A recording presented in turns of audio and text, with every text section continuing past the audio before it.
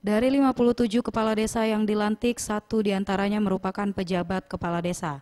Hal ini lantaran kepala desa terpilih sebelumnya meninggal dunia sebelum dilakukan pelantikan.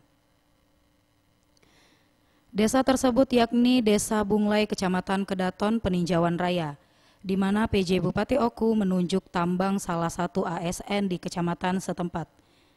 Penunjukan ini menurut PJ Bupati Oku Teddy Melwansyah dilakukan sesuai dengan Permendagri nomor 83.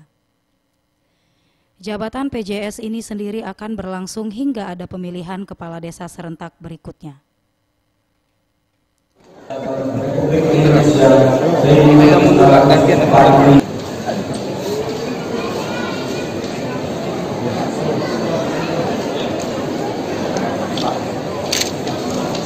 Teddy juga berpesan kepada kepala desa yang baru dilantik agar tak salah dalam menggunakan dana desa.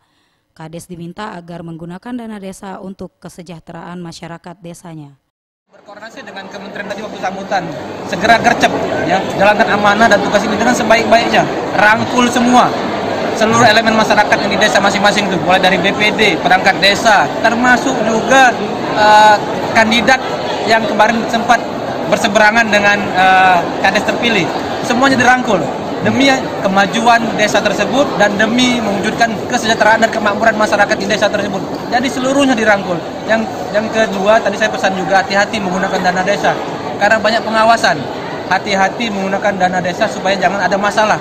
Karena hasil rilis KPK kemarin yang kami terima sudah 686 kades bermasalah dengan dana desa seluruh Indonesia. Nah, jangan sampai ini terjadi di Kabupaten Oku. Untuk itu Bagus Mihargo, Sriwijaya TV.